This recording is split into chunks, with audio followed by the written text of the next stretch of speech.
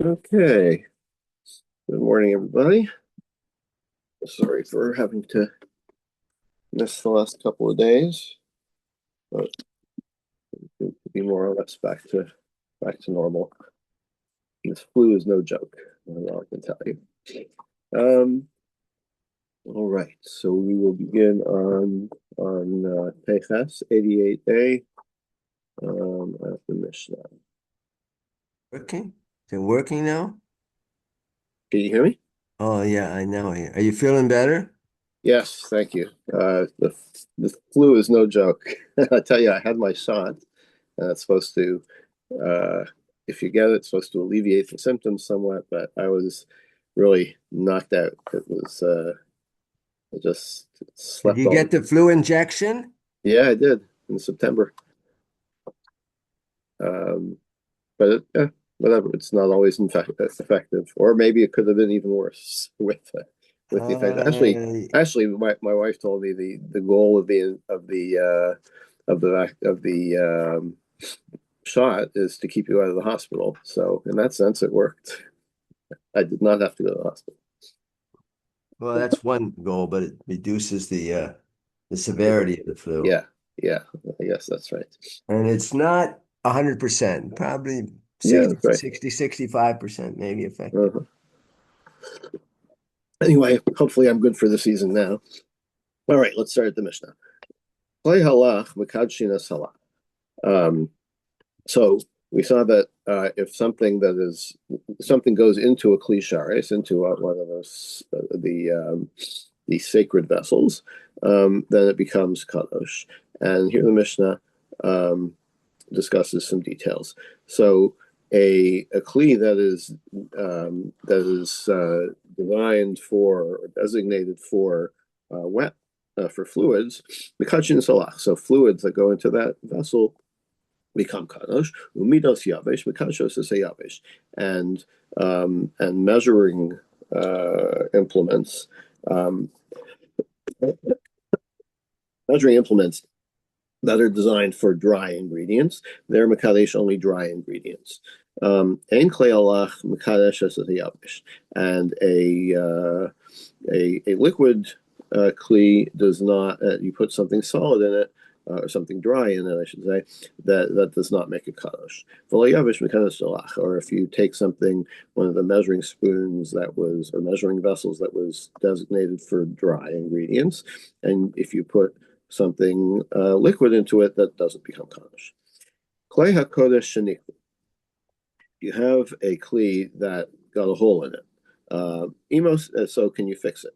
Imosin behen me'en malachton shayuosin behem shlemim. If you can still be used, if it can still be used um, for somewhat like its regular use, then it's still considered a kli kodesh, and it's still mekadesh things that are put into it. So let's say, for example, it gets a hole halfway up the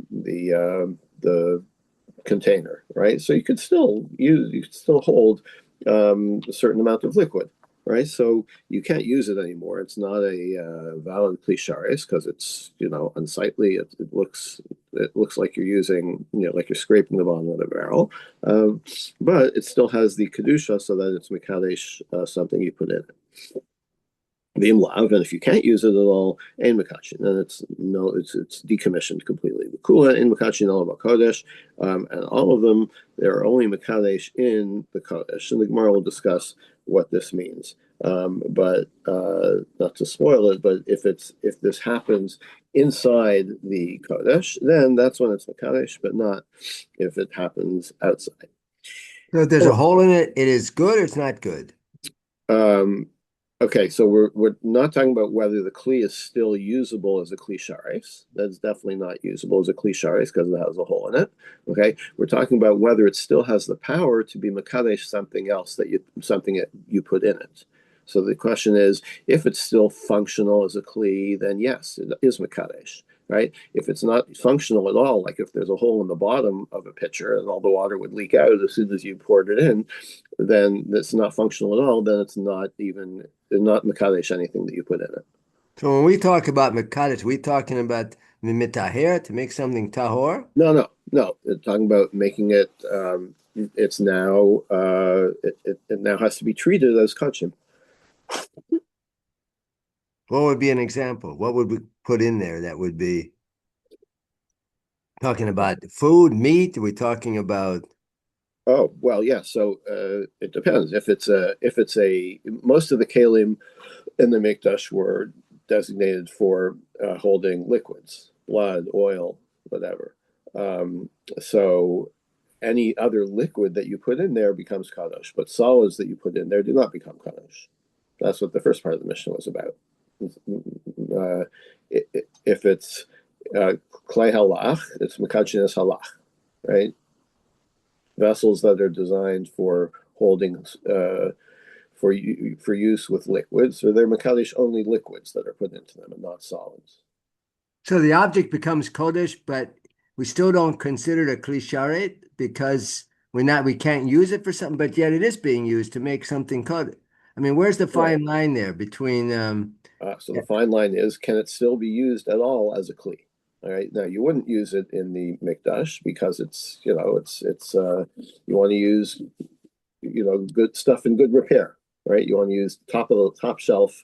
You want to use your good china in the mikdash, right? And this is kind of somewhat decommissioned, but it's not completely decommissioned as long as it's still theoretically usable, right? So if you could use this in your kitchen, even though it has a hole in it, but it's still useful, then it still has enough of kedusha that it's mekadesh things that you put in it. so they put liquid in it and becomes kaddish. So Right. that liquid is then used for whatever, and then when it's pouring something or whatever they use the liquid for, and whatever the case may be. So isn't that in a sense a cliche because you're still going to use the liquid that's in that container for something else in the mikdash, right? I think Isn't you're that exactly sort of right. It is, in a sense, still a cliche, even though you wouldn't use it um, in the avoda, because it's like the cracked cup, right? The cup with the crack in it. You're going to put that out on your yontif table? No, you're going to keep that in the closet. right? So Because it's still part of the set of china, if you will. But if it's like completely broken in half, or it has a hole in the bottom, if it's completely unusable as a teacup, then you just throw it away. no, I understand that, but I'm just thinking this liquid that you put liquid in there, the liquid becomes kaddish. So you use how are they then? Where are they going to use this liquid that's Well, in so there? then you'll either it'll be used, and you'll put it into a pour it into a proper clicharis, um, and use it. Or I think the point is whether or not you use it for anything, it can't be like you could do a meila with it, for example, if it's kadosh. Once it becomes kadosh, and you can't use it for your personal use anymore. Uh-huh.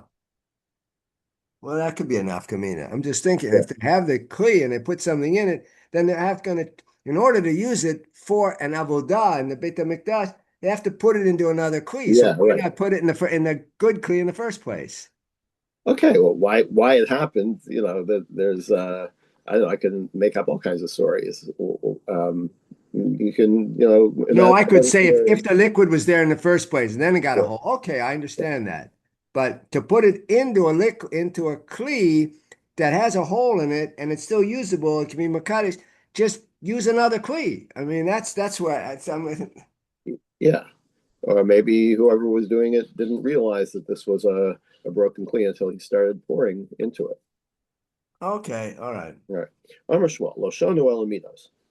Why does the Mishnah say midos? Why doesn't it say clay? It uses kalim, clay halach for liquid, and it says midos hayavesh, right? Measuring implements for the dry. Why does it say, okay, one second, midos? I'm sorry, no, that's not what we're asking here. Um, Loshon midos. When the Mishnah says that klei halach makashin is halach, we're only talking about measuring. measures, right? Like a 1 cup measure, a 2 cup measure, or a quarter log measure, whatever. Misrukos Makachim, but if you have a basin um, for fluids, it's not for measuring, but it's for holding. Um, Mikachin. Then those, even if they're designed for fluids, they also sanctify solids. Shenamar, the pasuk says, Shnehem Maleim Solus. So here's our first Hanukkah reference of the day. This is from the Karbanos of the Nasim. You might recognize because we repeat it so many times. They brought 2 bowls, silver bowls. Shnehem Maleim Solus Lulav Hashem Elamincha. They were both filled with flour, which is a solid, and then it goes on to say mixed with oil for mincha. Okay, um, so this indicates this Shnei Malay Solus indicates to Shmuel that um, that um, and this is something that was brought as a korban. So by being in the basin, which is a clicharis, but it's designed for apparently for solids, solus. That is mekadesh, the solid. Um, but Amalei Ravacha Midifti Ravina Baravacha said mincha lach. Wait a minute. We're talking about Shnei Malim Solus Belula Bashemen Lemincha, right? It's mixed with oil for a mincha, right? So then it's not solid. It's not dry flour. It's considered lach. It's mixed with oil, and now it's a lach. It's a wet mixture. So don't tell me that these bowls were makadesh dry ingredients. They were makadesh mincha, which is a wet ingredient. So he answers el liyavish shaba. This is a little surprising. Ravina say, well, what about there's parts of the flour that weren't properly mixed with the oil, so they're still dry, right? So that and that's still considered the mincha, which I don't really understand because um, um, like you would in my mind's eye, it's properly mixed, right? It's like a dough or a batter. Um, Well, you so could see, you could pour, I don't know, let's say milk on, or uh, that's how I say milk or water on a powder, and you see, for instance, you make hot chocolate, and when you finish drinking it, there's still dry, quote unquote, dry powder that didn't fully mix in with the water, yeah, whether with milk or yeah. water. So that's Ravina's contention. Okay. Ibai Sama, or you could say mincha gabi dam ki yavish dame.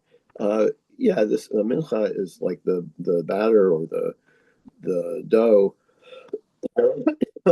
is it maybe objectively it's considered something moist, but compared to a true liquid like blood, it's considered dry. Okay. Um, so the basin was generally used for blood, um, but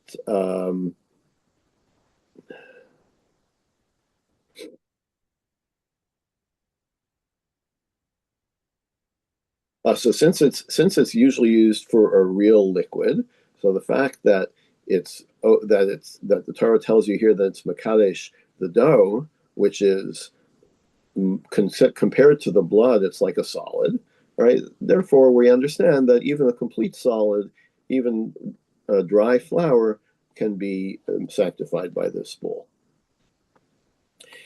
Amar Shmuel, klisharis en mekachin el shleimin.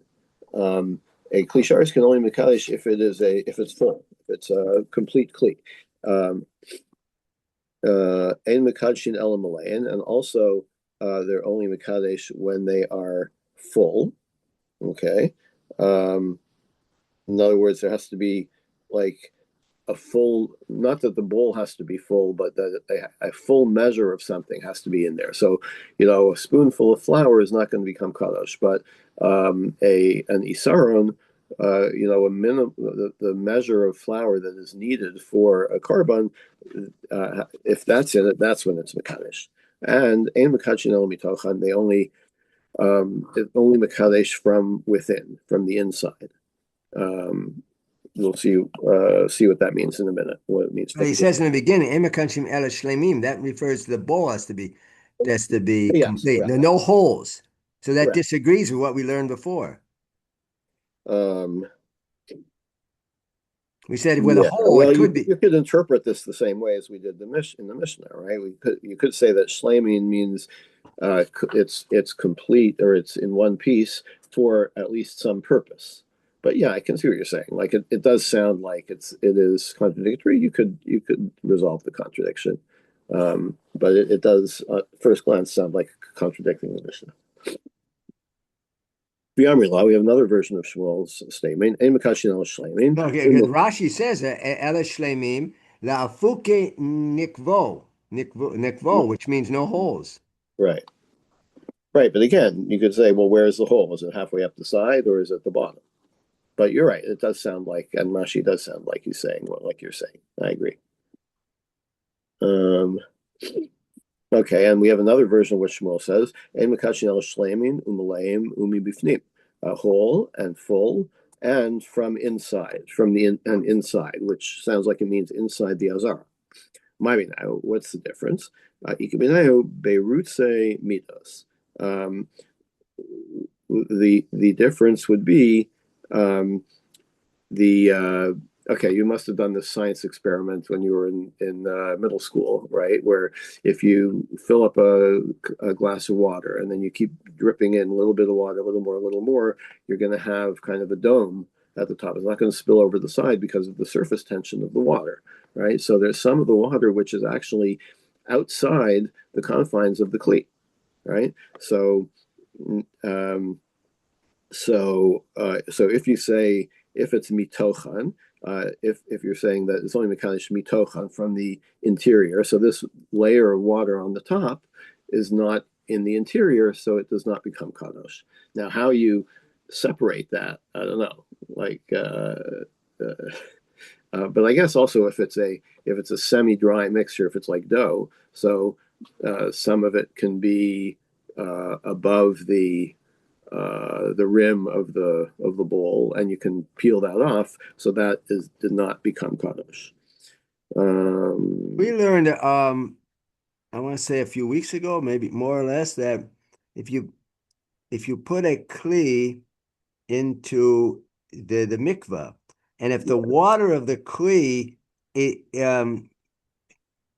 says in neshika, if it touches the mikvah water, then it becomes metahir. So that water's on the very top of the kli. So that would seem that it merges enough to make it tahor because it's touching the water of the mikvah. And that seems inconsistent what we're saying here. Well, It's not exactly the same thing, but the concept.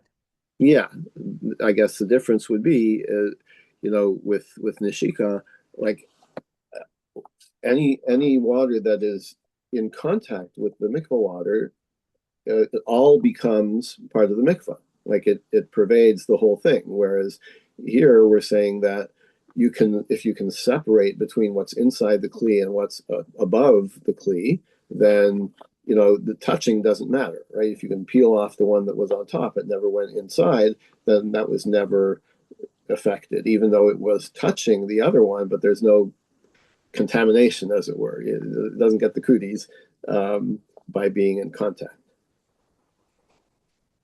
Right? Because if you have something that's kadosh and it touches something else that's not kadosh, does that make it kadosh? No. Doesn't make it It's not like tuma, right? Tuma, the whole right. thing becomes tummy right away. Or the mikvah water, like example that you brought, the whole thing becomes subject to the mikvah, right? But But I want to look at it the other angle, the chav sechut, that as long as even the upper layer, which sort of could be separated, but it's in contact with the water or blood or whatever it is inside, then that inside, if the inside, we're saying the inside it can be mekadesh, then that even that outer layer, that top layer, which is in contact with the material inside, should also be able to be mekadesh. why do you I'm say that? looking at the other angle. Well, why? Because touching doesn't is not something that makes a kaddish. It's being in the kli sharis, and Uh-huh. So the criteria is different, right? In some cases, the criteria is it touching? The best example is tuma, right? Um, but in our case, it's not like that. It's whether it was in the kli or out of the kli. Oh, so we say it's actually outside because it's a millimeter above the Yeah, level of the border or whatever. exactly. Uh-huh. Okay. And b'masnisa tana, by the way, the Mishnah or this brisa combines those two statements of Shmuel, and Mikachin el shleimin and malain umitochan ubifnim. It has to be inside the kli and also inside the azar for this to happen. Amar Basi Amar B'Yochanan. So one of the rules was that it has to be a full measure. Well, shanu ella she'ein dato lahosif. That's only if you're not planning to add any more, right? If you put like a quarter of a teaspoon of flour into the kli, and that's all you're planning to do, then it doesn't become kadosh. But if you're spooning in, more and more and more, as soon as you put the first one in, rishon kadosh, and it becomes kadosh right away, even before the full measure gets in there. Which is a little odd, but now it depends on your intention.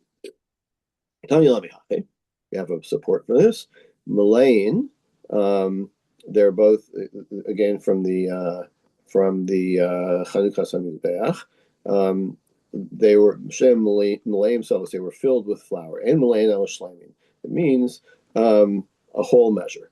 Amar Yossi Amasai. And when do we say that? If you put in a half measure and you're not planning to put in any more, then it's not mekadesh. But if you first put in a half measure and then you're planning to put in more, rishon kodesh. Just like we said, the first as you add it in, it becomes kodesh, even if you haven't filled the measure yet, but you're intending to. Enkli alach mekadesh. So the Mishnah said that. That the liquid measure, the liquid kli, does not sanctify solids, or vice versa. Amarav v'tem ravasi, and mikashin likarev.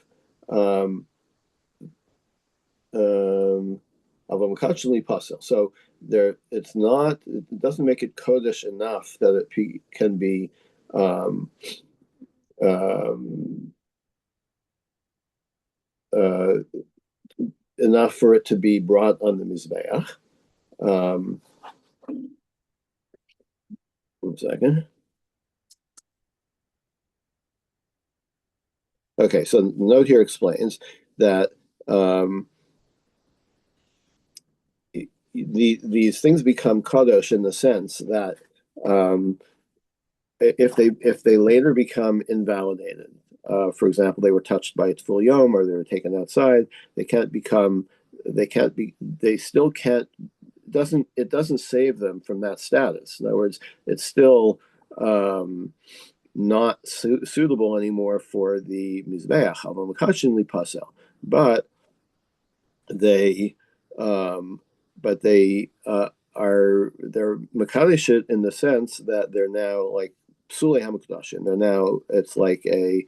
It's still considered kodesh even though you can't um, you can't bring it on the mizbeach. Ikon masilaha. So what are you saying? It becomes possible, but it's still Yeah. can be Makadish So something else? in other words, I'm sorry. Say question again.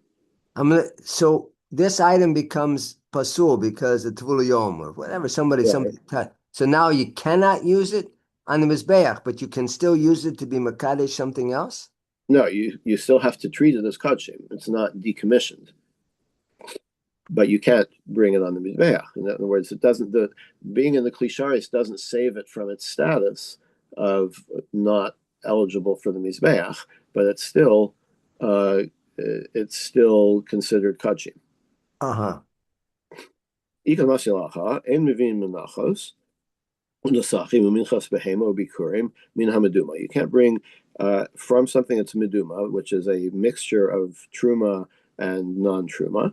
So you can't use that for any of these things. A mincha, nesachim, the libations, a mincha that goes along with animal sacrifice or bikurim, and certainly called chomer, may arla b'klaya kerem, something that's arla, which is the forbidden fruit from the first 3 years of the tree, of fruit of a tree, or kilayim.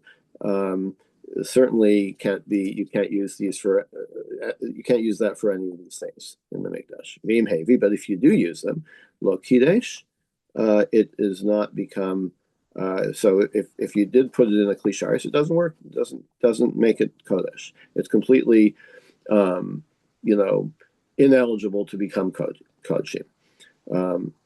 Amar Avitem Ravasi, Lo Kidesh Likarev, Ravash and Rav or Ravasi say it's like we just said before. It's not. It does sanctify it. This kilayim or meduma, whatever it is. It does sanctify it in the sense that not that you can then use it in the carbon, but kidesh pasel, that it's now kodesh, which was invalidated. So is that two different opinions Yeah, from Rav? yeah. So Rav Asi who gives two different opinions, or who's giving? No, the first statement was Rav Item Rav Asi. It was Yeah, it's two versions of right. what they taught.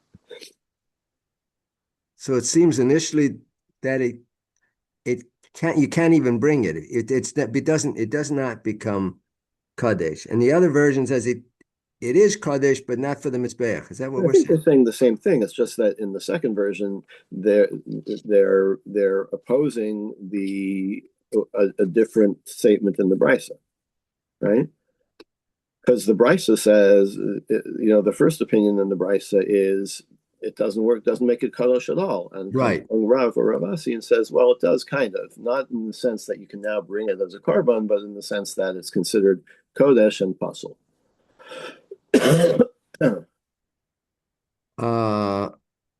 So it's still Kadesh, Yes, according to second view. It's still Kadesh, that's right. but it's but it can't be brought on the Mizbeach. Right. And but it has to be treated as if it's Kadesh. That's right. Kadosh. Right. Tana Rabbana, Klei Kadosh Shenikvu, if you have a vessel that had a hole in it, Ein Matichin you can't you can't fix it by like melting down the affected area and trying to repair it. Vein matichin l'tochan avar, and you can't use molten lead to try to fix it. But nifkamu, but if they were, so you can't use then it looks like it's repaired. As we'll see, the principle here is going to be, it doesn't look good, right? It's you don't want to use secondhand or worn out stuff in the mikdash. You want to use your good shine, like I said before. Nifkamu, if they got damaged, emasakin it shouldn't be repaired. Sakin shenifkam, if you have a knife that was nicked, ein mashchizinas bigimasa, you shouldn't file away the nick. Apparently, that's something that you could tell if that was done. Nishmata, and if the blade kind of detaches from the handle, in machzir now, so you can't fix it, can't put it back. Al Omer sakin matrefes haisav mikdash. There was a knife in the mikdash that had the in their experience, it often made something treif. In other words, it was often when they used that knife for shchita, it turned out to be the shchita wasn't done properly. And they decided they were going to not use this anymore, which seems pretty obvious. So Ganuza means to hide it away. So yeah, what was the point of that? Why not discard it? Throw it? Why would it be hidden? So someone finds it another 2 years later and they use it? I mean, why didn't they just destroy it? Well, exactly. I guess it was a cliche, so you can't use it anywhere else. Exactly. So then they get rid of it, destroy it. Why just hide it in it beside a brick and then someone finds it 2 years later? They don't know what happened. There's some, right. So there's a note here that other klisharis that were decommissioned or that were ruined, they melted them down and made into new ones. But knives would be put in Geniza. I don't know why knives were different, but that was the practice. Um, well, what is the halacha today with a shechita knife? If there's a nick, do they repair it? Do they file it, or do they discard it and not use it? I think you sharpen it, right? I think you can just sharpen it. That's what I would think, but Yeah. this seems to suggest that they cannot. Again, it's not the mikdash, and that's but this would perhaps one could think that maybe they would not be allowed to sharpen it. Um, so, again, the note here seems to indicate that this is a blade that could be fixed, but it kept developing new nicks in it, right? So they would fix it, use it again. Guess what? Turns out it was a treifa because you could tell that the cut wasn't smooth. And look at the knife again. Oh, guess what? It developed another nick. So it was a knife that tended to, maybe the metal was too soft or something. Um,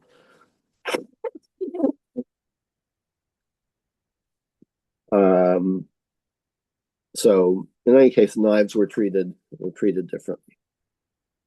That's why I'm wondering. Again, it's not today with shechita.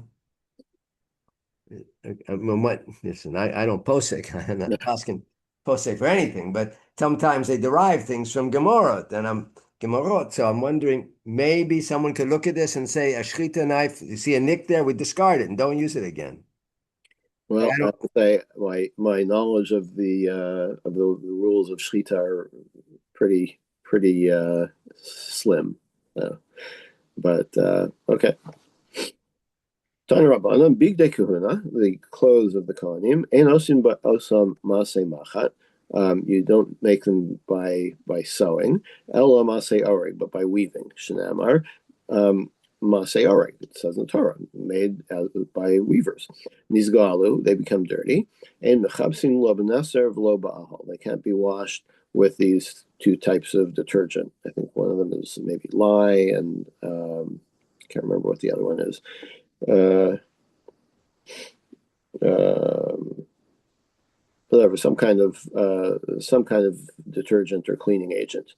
So don't you can't use these cleaning agent, and as we'll see, it's because they don't come out quite like looking quite like new. So first of all, Gemara says, "Well, wait a minute, you're saying you can't use detergent, so what? You can just use it with water? That doesn't make sense. Like it's certainly not going to be. It's going to be less clean, right? If you only use water. Right. So hachikama, I'm by hachikama. This is what it means to say hugu b'mayim. If they were, if they were, if they were the level of dirt that you only need to wash it out with water and it's fine, then then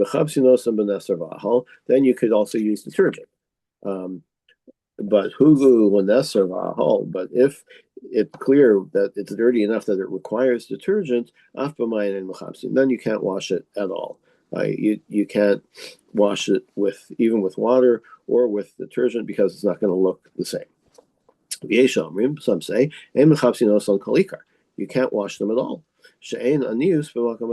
Because laundered garments don't look the same as new garments. So this is kind of it's a little surprising. Like you'd think that these garments got dirty all the time, what with all the blood and everything. Um, so I guess there had to be a pretty constant supply of new ones if you couldn't wash them. So I was wondering first, what do they do with them? They discard it. They use them once. They get blood. They're done. They get another one. Yeah, I think they would have to be. What did they do with them? What did they do with them? Did they burn them? Did they give them away? Did they donate Yeah, them? Let someone. They're not used for the Kohanim, so someone else could use them. yeah. The only thing that I know of is I know that the begadim that the Kohen Gadol used on Yom Kippur is regardless of getting dirty or anything. But we saw machlokas whether they could be used again the next year or whether they were just put away in Geniza. Right. I remember that. Yeah, so I don't know what the story is with the regular begadim when they got dirty, if they were put in Geniza or burned, as you say, I don't know. But they couldn't be used again in the Mikdash, and they certainly couldn't be used outside the Mikdash, I guess, because they were klisharis. They were big sharis. So, well, yeah, but they belong to the priest and not to the mikdash, right? Oh, did they? So didn't we say that if something actually, but when it transferred to the priest, then it's his, and then he could give it away. There are many other instances where he give Okay. it to somebody else. Okay, yeah, perhaps so. Yeah. Tan Rabbanan, Me'il Kulo Shel Tchelas Haya. The Me'il of the Kohen Gadol, of the Me'il was one of the, um, this was only of the Kohen Gadol, right?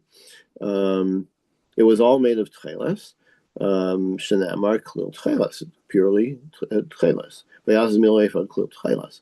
Shulav ketzad. What about the hem? So now we're going to discuss at the bottom of the meal. At the hem, there was like some decorative work there. How was that made?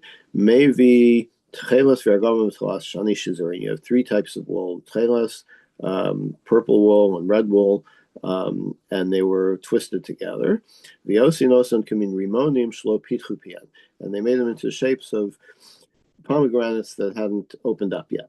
Kamin komnaos shel kanasos shebarashi tinokos, which is like the shape of cones on the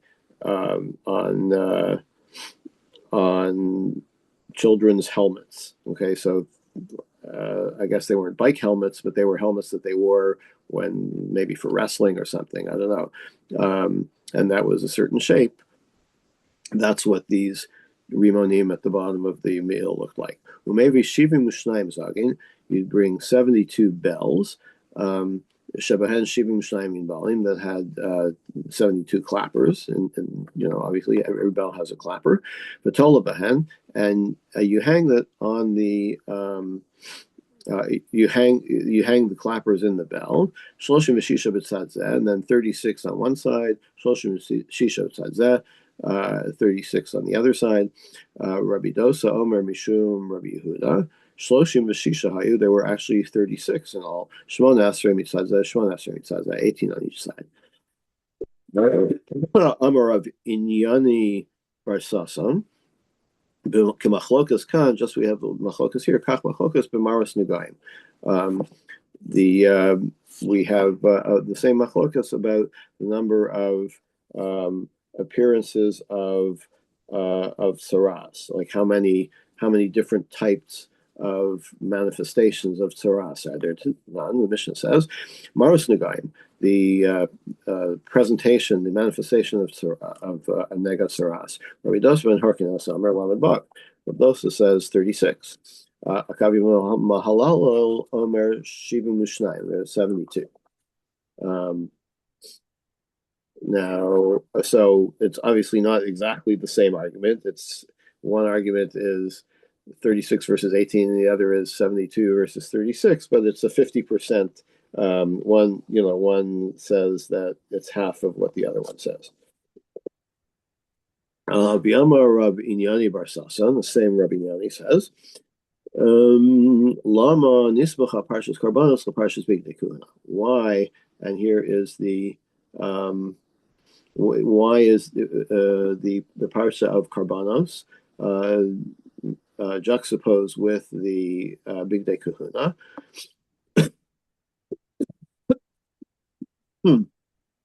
Lomar, sorry. Lomar lach tell you, ma karbanos v'chaprim, just as the karbanos are achieve kapara for sins, af bigdei kahuna v'chaprim, the bigdei kahuna also achieve that function, perform that function.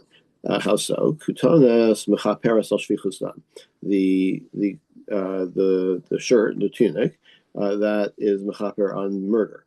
Shenemar vayishchatu sirizim vayitlu sakutanas badam. This is another timely thing, not Hanukkah, but Parshat Shavua, right? In Vayeshev. Right. This was The gruesome. brothers they slaughtered a goat and they took Yosef's shirt and they dipped it in the blood to fool their father. So that's anyway. That indicates that there's the Ketonos um, is and they were planning. I guess they were planning to kill him at the time, even though they didn't kill Yosef, obviously. Um, this indicates that the Ketonos is involved in kapara for murder activities of around murder. Michnasayim, the pants, mechaper al gilui arayos. They're mechaper on sexual immorality. Shenamar basei lahem michnasei vad l'chasos b'zar erva. The pants were made, pants of linen, to cover the basar erva, the genitalia. So in other words, the pants are covering up, as it were, the sins that are performed with genitalia. Mitznefes b'chaperes lagas eruach, the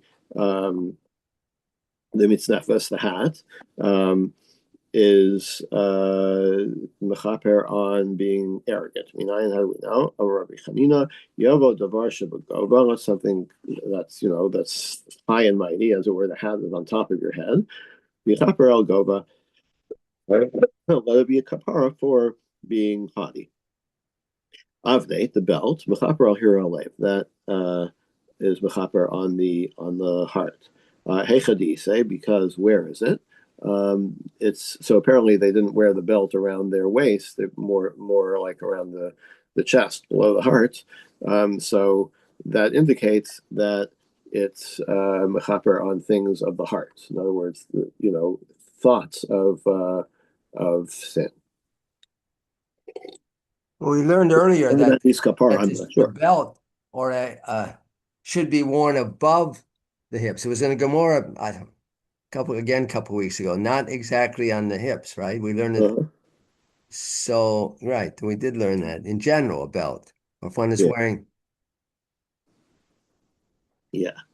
Um, mhm.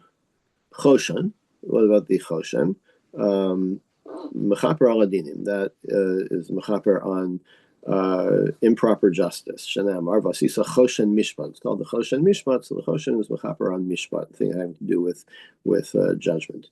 Ephod mechaper al avodos kachavim. The ephod is mechaper on idolatry. Shanamar ein ephod utrafim. It's a pasuk from Hosea. So what it's trying to say, what it actually means is there's no ephod and no trafim. There's no, I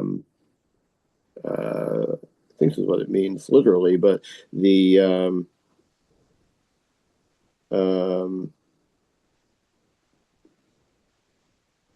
yeah. So what Hosea is saying is that in exile the Jews will have neither the ephod, in other words, the proper worship of Hashem, but also neither will they have trafim. They will still not be worshiping idols. But the way the pasuk is written, the the Gemara is interpreting that if there's no ephod, then there are trafim. So if there's no ephod, then there are trafim. In other words, if there is an ephod, that's mechaper on the trafim. Hold on one second, please.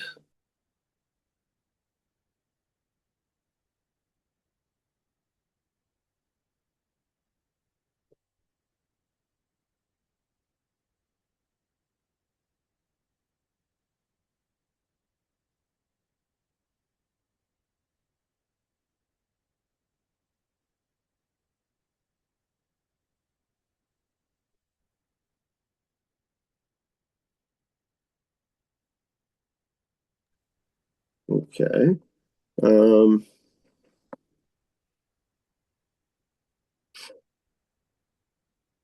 um, Meal. yeah, me'il. Thank you. Me'il. Mechaper al lashon hara. Me'il is mechaper on lashon hara. Minayin. Amar Rabbi Chanina, Yavo Davar Shabakol, V'chaper al Kol Hara, because the meal had the bells at the bottom, so it made a sound. So that's mechaper on your voice, when you speak improperly.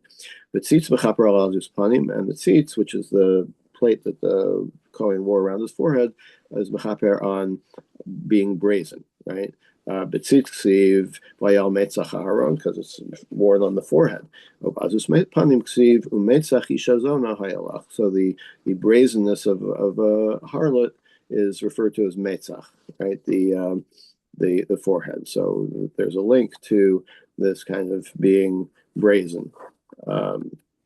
Amy says, "Is that right?"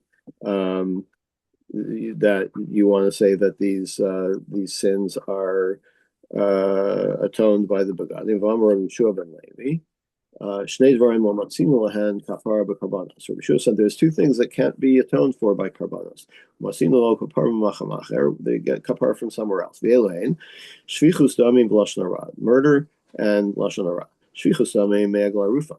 The murder is atoned for by the egla rufa, right? The ceremony where you find a dead body, you don't know who killed him, so the elders of the nearest town take a calf and they break its neck as a kapara for the responsibility for this murder. Lashon hara miktaros, and lashon hara is the kapara comes from the ktaros. Detani Rav Chananya. Minay Liktaris Shem Chaperes. How do you know that the Ktaris does kapara? Shenamar Vayitenas Haktaris Vaychaper Alam. This is when Aaron, burned some Ktaris to. I think this is to hold off the plague after Korach. V'tane Devei Rabbi Yishmael Alma Ktaris Mechaperes. What is Ktaris Mechaper for? Lashon hara. For evil speech. Because Kataros is always offered in private. So not only what the Kohen Gadol brought on Yom Kippur in the Kodesh HaKodashim, which was obviously in private, but even the daily Kataros was brought, nobody else was supposed to be in the room. So let that be something that is mechaper on something that's done in private. In other words, you're kind of whispering to somebody, this lashon hara. So kasha lashon hara, kasha shvichus damim. So this contradicts what we said before. That's the begadim that are mechaper. Kasha ha diadia man katle makes a difference if you know who the murderer is. Then it's the big day kahuna that are mechaper. But if you don't know who it was, that's what the eglar rufa is for. So idi diaman katle, if you know who killed him, barkatalahu. So what do you worry about? The kapara comes through executing the murderer. If you know who did it. Gemara answers, "B'mezid v'lo asur bey." You know who did it, but you can't convict him of. Well, you can't convict him with the punishment of capital punishment because of technicalities, like he hadn't been warned, he didn't have asra. So it still needs kapara. You can't carry out the sentence, the required sentence, because you don't have the right conditions, but you still have to be mechaper on the murder. So that's the role of the big nekula. You didn't read him his rights, like you didn't read him his rights. Yeah, right. Lashon hara, nami lo kasha, and there's no contradiction with lashon hara. Habetzina, b'farhas, yeah. You can do lashon hara in public, right? So lashon hara that is performed in private, just between you and one other person. So that's what the Ktaros is for. If you broadcast it on social media in the town square, that's what the Big Day Kuhana is mechaper for. Now, the end of the ninth parak of Zevachim, and tomorrow I believe David is back, and we'll begin with the 10th parak. Have a good day, everybody. Have a good day. Mm-hmm.